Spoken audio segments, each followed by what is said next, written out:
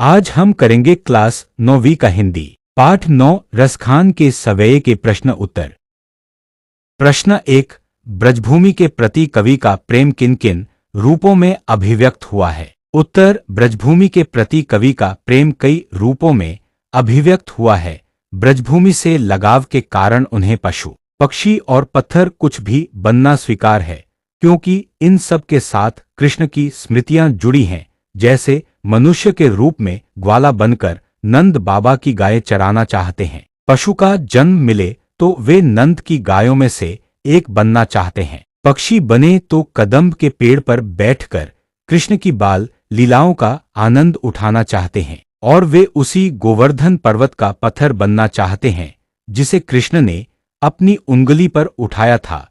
इस प्रकार हर एक रूप में वे उसी ब्रजभूमि में रहना चाहते हैं जहां कृष्ण जी की मधुर स्मृतियां हैं। इस ब्रज के लिए समस्त संसार निधि भी न्योछावर कर सकते हैं। अब अगला प्रश्न करते हैं। प्रश्न 2। कवि का ब्रज के वन, बाग और तालाब को निहारने के पीछे क्या कारण है? उत्तर। कवि कृष्ण से जुड़ी हर वस्तु से अत्यधिक प्रेम करते हैं। ब्रज के वन, बाग और तालाब में कृष्ण ने नाना प्रकार की क्रीड़ाएं की है। उसमें उनकी मधुर स्मृतियां छिपी हैं। उन्हें कवि निरंतर निहारना चाहते हैं क्योंकि उन्हें देखकर अनुपम सुख की अनुभूति होती है। अब अगला प्रश्न करते हैं। प्रश्न 3। एक लकुटी और कामरिया पर कवि सब कुछ न्योछावर करने को क्यों तैयार है? उत्तर। कृष्ण की हरेक चीज कवि के लिए महत्वपूर्ण और प्रिय है। कृष्ण गायों को चराते समय लकुटी और कमरिया हमेशा अपने साथ रखते थे। यह कोई साधारण वस्तुएं न होकर कृष्ण से संबंधित वस्तुएं हैं। यही कारण है कि कृष्ण की लाठी और कंबल के लिए कवि अपना सर्वस्व न्योछावर करने को तैयार है। इन वस्तुओं के समक्ष तीनों लोकों के शासन का सुख भी गौण है। अब अगला प्रश्न करते हैं।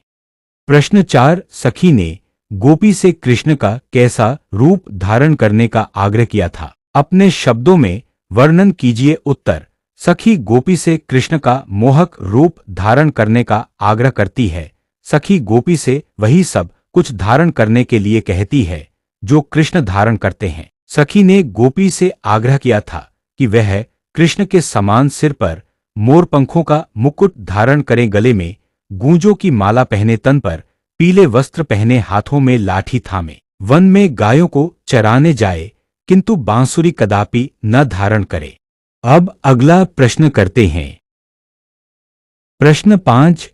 आपके विचार से कवि पशु, पक्षी और पहाड़ के रूप में भी कृष्ण का सान्निध्य क्यों प्राप्त करना चाहता है? उत्तर। मेरे विचार से कृष्ण का सान्निध्य प्राप्त करने के लिए कवि को पशु, पक्षी तथा पहाड़ बनने में भी कोई संकोच नहीं है, क्योंकि यदि इनमें से वे कुछ भी बनते हैं तो उन्हें हर एक रूप में कृष्ण का सान्निध्य ही प्राप्त होगा। रूप चाहे कोई भी धारण करे, पर कृष्ण के समीप रहने का उनका प्रयोजन अवश्य सिद्ध हो जाएगा।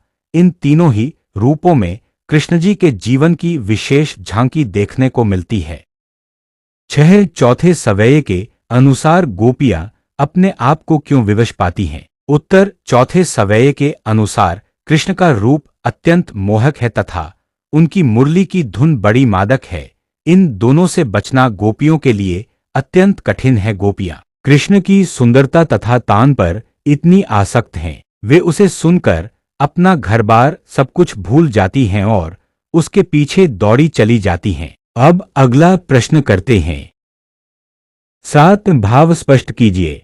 क कोटिक एक कलधौत के धाम, करील के कुंजन ऊपर वारों। उत्तर। उपरोक्त पंक्तियों का भाव यह है कि कवि ब्रज के कांटेदार झाड़ियों एवं कुंजों पर करोड़ों स्वर्णिम महलों के सुखों को भी न्योछावर करने के लिए तैयार हैं। उन कुंजों में श्री कृष्ण जी अभी भी निवास करते हैं, ऐसा उनका विश्वास है। कहने का तात्पर्य यह है कि जो आत्मिक सुख ब्रज की प्राकृतिक छटा में है, वैसा सुख संसार की 8 सिद्धियों और 9 निधियों में भी नहीं है।